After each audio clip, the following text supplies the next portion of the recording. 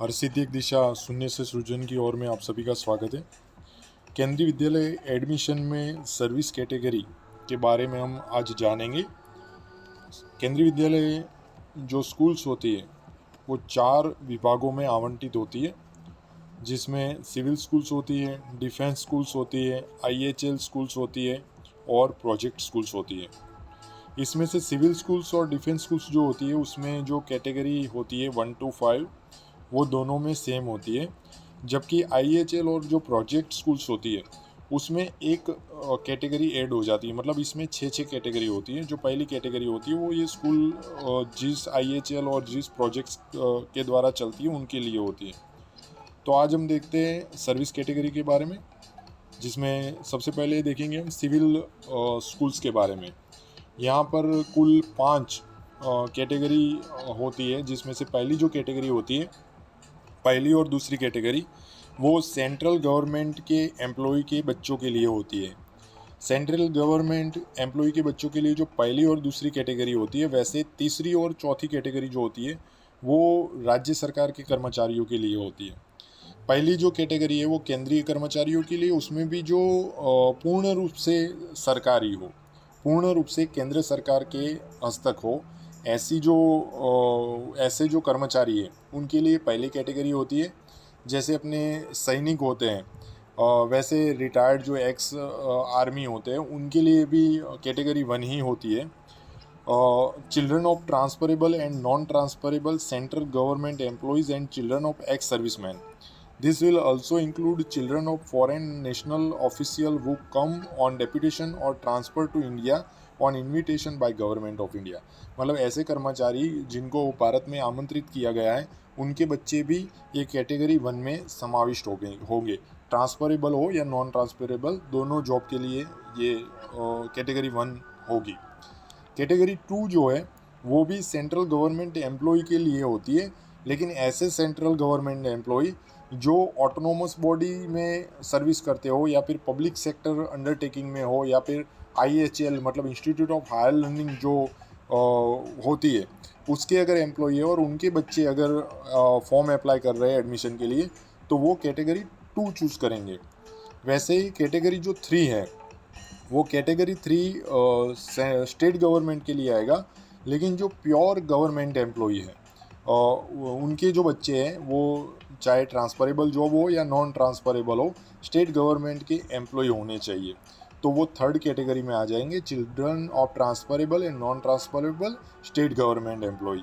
वैसे ही कैटेगरी जो 4 है वो स्टेट गवर्नमेंट के एम्प्लॉय के बच्चों के लिए ही है, लेकिन ये कैटेगरी 4 जो है वो ऑटोनोमस बॉडीज़ में जो एम्प्लॉयज़ है या फिर पब्लिक सेक्टर अंडरटेकिंग में है या फिर इंस्टीट्यूट ऑफ हायर लर्निंग जो स्टेट गवर्नमेंट के इंस्टीट्यूट्स हैं उनके जो बच्चे हैं गवर्नमेंट वाले ही होने चाहिए, वो 4th कैटेगरी में आ जाएंगे। वैसे 5th जो कैटेगरी है वो 5th कैटेगरी जो है वो जो गवर्नमेंट एम्प्लॉय उनके लिए लागू होगा। जो गवर्नमेंट एम्प्लॉय नहीं है और जो प्राइवेट कंपनी में जॉब करते हैं या फिर कोई प्राइवेट बिजनेस करते हैं, ऐसे बच्चों के जो पेरेंट है वो 5th कैटेगरी में आ जाएंगे। वो बच्चों को एडमिशन 5th कैटेगरी में मिलेगा। इसमें अगर भारत के अगर बच्चे वेटिंग लिस्ट में नहीं हैं तो जो आउट कंट्री के हैं, मतलब जो फॉरेनर है, विदेश से जो आए हुए हैं, उन नागरिकों के बच्चों को भी हम एडमिशन दे सकते हैं, लेकिन कंडीशन ये है कि भारत के जो बच्चे हैं वो प्रतीक्षा सूची में नहीं होने चाहिए। Children from any other category including the children of foreign nationals who are located in India due to their work or for any personal reasons, the children of foreign nationals would be considered only in case there are no Indian nationals wait listed for admission। तो ये बात हो गई civil school की। अब बात करेंगे हम डिफेंस स्कूल्स की। तो डिफेंस स्कूल्स में भी सेम कैटेगरी आएगी, कैटेगरी 1 to 5। जो कैटेगरी 1 होगी वो जो सेंट्रल गवर्नमेंट एम्प्लॉई है, जो कैटेगरी 1 में जो प्योरली गवर्नमेंट बॉडीज़ के जो एम्प्लॉई हैं उनके बच्चे ही आएंगे, या फिर एक्स सर्विसमैन के बच्चे भी उसी में ही आएंगे। जो कैटेगरी 2 है वो भी सेंट्रल गवर्नमेंट एम्प्लॉई के बच्चों के लिए ही है, लेकिन कैटेगरी 2 में कौन कौन आएंगे, तो जो ऑटोनोमस बॉडीज़ से है, बैंक से है, पब्लिक सेक्टर अंडरटेकिंग से है, आईएचएल से है, उनके बच्चे कैटेगरी 2 में अप्लाई कर सकते हैं। कैटेगरी 3 जो है वो स्टेट गवर्नमेंट के लिए है। स्टेट गवर्नमेंट के जो एम्प्लॉय के बच्चे हैं जिसमें से प्योर स्टेट गवर्नमेंट एम्प्लॉय हो, और वो कैटेगरी 3 में आएंगे। और कैटेगरी 4 में स्टेट गवर्नमेंट के ही एम्प्लॉय आएंगे, लेकिन ऐसी जगह से जैसे कि ऑटोनोमस बॉडीज से है, या फिर पब्लिक सर्व सेक्टर अंडरटेकिंग से है, या फिर IHL institute of higher learning कोई ऑफिस है वहाँ से है, तो वो कैटेगरी 4 में आ जाएंगे। और कैटेगरी जो 5 है वो सेम, जो बच्चों के पेरेंट गवर्नमेंट सेक्टर में नहीं है, प्राइवेट सेक्टर में है, या फिर कोई बिजनेस से जुड़े हैं, वो सब कैटेगरी 5 में आ जाएंगे। इसके बाद हम डिफेंस स्कूल्स के बारे में देखेंगे। अब हम IHL जो स्कूल्स है उसके बारे में, तो यहाँ पर थोड़ा सा चेंज हो जाएगा IHL स्कूल में। IHL याद रखिएगा, जो हायर लर्निंग इंस्टीट्यूट्स हैं इनके लिए IHL लगेगा। उसमें जो यहाँ पर ध्यान दीजिएगा, इसमें जो स्कूल होगा वो स्कूल किसी प्रोजेक्ट के अंतर्गत चल रहा होगा, या फिर कोई हायर इंस्टीट्यूट्स जो होंगे उसके अंडर में ये अपना केंद्रीय विद्यालय चल रहा होगा। तो इसमें जो पहली कैटेगरी है वो प्रोजेक्ट जो सेक्टर है उसके लिए होता है, या फिर अगर हायर लर्निंग इंस्टीट्यूट्स में अपना केंद्रीय विद्यालय चल रहा है तो उसके बच्चे जो है वो, उनके जो बच्चे हैं वो लोग फर्स्ट कैटेगरी में आ जाएंगे। यहाँ पर ध्यान रखिएगा, children and grand children of employees of the project sector and institute of higher learning which are the sponsor of the Kendriya Vidyalaya, जो केंद्रीय विद्यालय के स्पॉन्सर होंगे। Children of project employees and postgraduate students who are working on long-term search projects, children of regular council of wardens, employees and children and grandchildren of retired employees। मतलब यहाँ पर ये ध्यान रखिए कि जो केंद्रीय विद्यालय को स्पॉन्सर कर रहे हैं, जैसे कि कोई ONGC का स्कूल है, तो वहाँ पर जो फर्स्ट कैटेगरी है वो ONGC के जो एम्प्लॉय होंगे उनके लिए हो जाएगी। उनके बच्चों को सर्वप्रथम लिया जाएगा।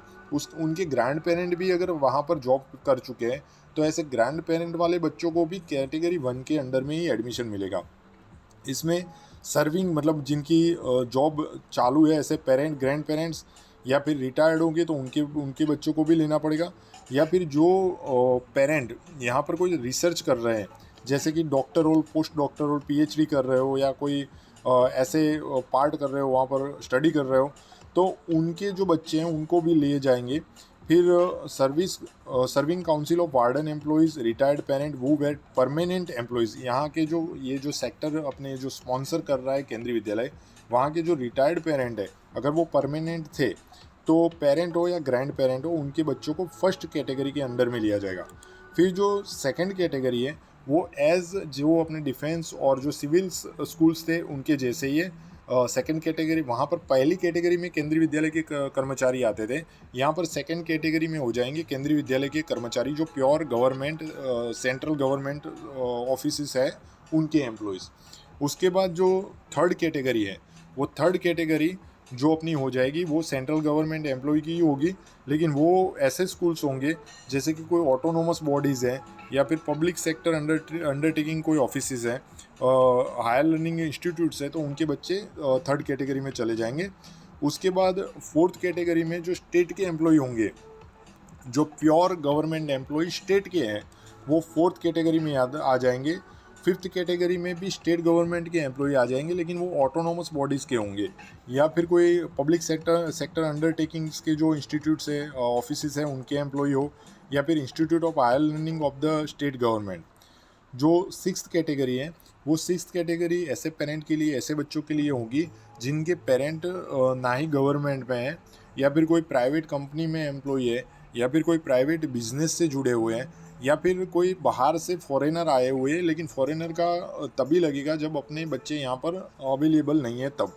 तो यहाँ पर आप IHL स्कूल्स के बारे में याद रखिएगा, यहाँ पर कैटेगरी 5 की जगह हो जाएगी 6, लेकिन ऐड क्या हो जाएगा, तो पहली जो कैटेगरी है वो जो अपने केंद्रीय विद्यालय को स्पॉन्सर कर रहा है, जैसे कि ONGC हो, तो ONGC के जो एम्प्लॉय के बच्चे हैं वो फर्स्ट कैटेगरी में आ जाएंगे। और सेकंड टू सिक्स्थ की जो कैटेगरी है वो एज अपने डिफेंस और पब्लिक स्कूल में था वैसे ही रहेगा।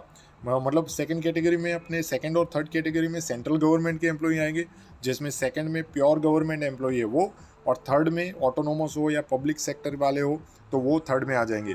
फोर्थ और फिफ्थ किसका हो जाएगा, स्टेट गवर्नमेंट एम्प्लॉय का हो जाएगा। लेकिन फोर्थ में कौन आएंगे, जो प्योरली स्टेट गवर्नमेंट एम्प्लॉय है वो, और 5th कैटेगरी में वो आएंगे जो स्टेट गवर्नमेंट के एम्प्लॉई है, लेकिन उनकी स्कूल्स हो या उनके जो ऑफिसेज हो वो पब्लिक सेक्टर के हो या फिर वो ऑटोनोमस बॉडीज़ हो। और 6 जो कैटेगरी है वो ऐसे बच्चों के लिए होगी जिनके पेरेंट गवर्नमेंट एम्प्लॉय नहीं है, या तो प्राइवेट कंपनी से जुड़े हुए हैं या फिर कोई प्राइवेट बिजनेस से जुड़े हुए हैं। इसके बाद जो अपने स्कूल आएगी वो आएगी प्रोजेक्ट स्कूल। तो सेम ये IHL स्कूल की तरह ही रहेगा। IHL में जो फर्स्ट कैटेगरी की थी वो किसके लिए थी, तो जो अपने केंद्रीय विद्यालय को हमें वहाँ पर स्पॉन्सर कर रहा है अपने केंद्रीय विद्यालय को। जैसे कि कोई ONGC हो तो मैक्सिमम ONGC को जो ONGC की जो स्कूल्स है वो प्रोजेक्ट स्कूल होगी। तो जहाँ पर भी आप फॉर्म फिल करने वाले हो वहाँ पर पहले से वो स्कूल से कांटेक्ट में रहिएगा और वहाँ से ये इन्फॉर्मेशन ले लीजिएगा कि ये प्रोजेक्ट स्कूल है, IHL स्कूल है, पब्लिक स्कूल है या डिफेंस स्कूल है। तो आपको तुरंत पता चल जाएगा। अगर पब्लिक स्कूल है, डिफेंस स्कूल है या सिविल स्कूल है तो वहाँ पर 1 to 5 कैटेगरी होगी, जबकि IHL या प्रोजेक्ट स्कूल है तो वहाँ पर एक कैटेगरी बढ़ जाएगी। यहाँ पर भी प्रोजेक्ट स्कूल में भी याद रखिएगा जो पहली कैटेगरी है वो किसके लिए होगी, तो जो अपने केंद्रीय विद्यालय को स्पॉन्सर कर रहा है, या तो वो कोई इंस्टीट्यूट होगा, प्रोजेक्ट सेक्टर होगा, या फिर कोई इंस्टीट्यूट ऑफ हायर लर्निंग का स्कूल होगा, तो वो हमें केंद्रीय विद्यालय को स्पॉन्सर करेगा। तो उनके जो बच्चे होंगे वहाँ पर जो काम कर रहे हैं वो एम्प्लॉय के जो बच्चे हैं या फिर उस स्कूल में जो सर्विस दे रहे हैं और जो पोस्ट ग्रेजुएट स्टूडेंट्स हैं उनके बच्चों को एडमिशन कैटेगरी 1 के अंडर में मिलेगा। या फिर वहाँ पर जो सर्विस कर चुके ऐसे पेरेंट या फिर ऐसे ग्रैंड पेरेंट के बच्चों को भी एडमिशन मिलेगा कैटेगरी 1 के अंडर में। कैटेगरी 2 किसका हो जाएगा, तो कैटेगरी 2 हो जाएगा 2 और 3 हो जाएगा सेंट्रल गवर्नमेंट एम्प्लॉय के लिए, जिसमें कैटेगरी 2 जो है वो प्योरली सेंट्रल गवर्नमेंट एम्प्लॉय के लिए हो जाएगा। और कैटेगरी 3 जो है वो कैटेगरी 3 किसके लिए हो जाएगा, तो वो भी सेंट्रल गवर्नमेंट एम्प्लॉय के लिए ही रहेगा, लेकिन वो ऑटोनोमस बॉडी हो जाएगी। ऑटोनोमस बॉडी या फिर पब्लिक सेक्टर अंडरटेकिंग वाले जो ऑफिसेज होते हैं, इंस्टीट्यूट ऑफ हायर लर्निंग वाले जो एम्प्लॉयज़ होते हैं उनके बच्चे कैटेगरी 3 में आ जाएंगे।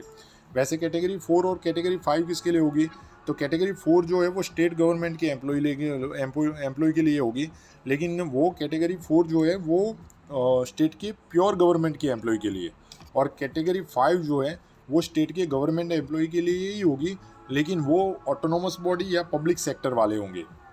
कैटेगरी 6 किसके लिए होगी, तो जो कैटेगरी 1 to 5 में नहीं आ रहे उन बच्चों के लिए जिनके पेरेंट कोई प्राइवेट जॉब से जुड़े हुए हैं या फिर कोई बिजनेस से जुड़े हुए हैं, या फिर फॉरेनर भी वहाँ पर एडमिशन ले सकते हैं अगर वो किसी व्यक्तिगत कारण से भारत में रह रहे हैं तो। लेकिन वो कब लेंगे, जब भारतीय नागरिक प्रतीक्षा यादी में नहीं है तब। यहाँ पर आप याद रखिएगा कि आज हमने जो अपने केंद्रीय विद्यालय के जो एडमिशन की प्रोसेस है उसमें जो ये अपनी कैटेगरीज होती है, किस कैटेगरी में पेरेंट आएगा उसके रिगार्डिंग हमने डिस्कशन किया है। इसके अलावा आप अपने जो harsidivandirection.blogspot.com पर मैंने एक पूरा लिस्ट रखा हुआ है कि कौन से कर्मचारी किस सर्विस कैटेगरी में आते हैं। फिर से याद रखिएगा, फिर से रिवीजन करवा देता हूँ कि जो कर्मचारी पहली और दूसरी जो स्कूल थी वो अपनी सिविल और डिफेंस के लिए थी, जिसमें 5 क्राइटेरिया रहेंगे, 5 कैटेगरी रहेगी। पहली और दूसरी जो है वो सेंट्रल गवर्नमेंट एम्प्लॉय के लिए रहेगी, जिसमें पहली कैटेगरी में जो प्योर सेंट्रल गवर्नमेंट एम्प्लॉय है वो। सेकंड सेंट्रल गवर्नमेंट एम्प्लॉय कैसे होंगे, ट्रांसफरेबल या नॉन ट्रांसफरेबल, लेकिन ऑटोनोमस बॉडी से हो या पब्लिक सेक्टर से हो या फिर हायर लर्निंग को इंस्टीट्यूट से हो। थर्ड और फोर्थ कैटेगरी किसके लिए रहेगी, स्टेट गवर्नमेंट एम्प्लॉय के लिए, लेकिन थर्ड कैटेगरी जो है वो प्योरली स्टेट गवर्नमेंट एम्प्लॉय के लिए, जबकि फोर्थ कैटेगरी जो है वो पब्लिक सेक्टर वालों के लिए या ऑटोनोमस जो बॉडीज़ है, बैंक्स है और इनके लिए होगी। और फिफ्थ कैटेगरी उनके लिए जो 1 to 4 में नहीं आ रहे, वो सब जैसे कि प्राइवेट कंपनी में है या फिर कोई बिजनेस से जुड़े हुए हैं।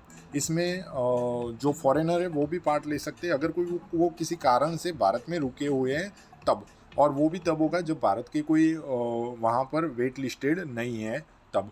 और अगर आप किसी IHL स्कूल में एडमिशन ले रहे हो या फिर कोई प्रोजेक्ट स्कूल में एडमिशन ले रहे हो तो वहाँ पर जो फर्स्ट कैटेगरी है वो चेंज हो जाएगी, 2 to 6 सेम रहेगी जैसे मैंने बताया वैसे।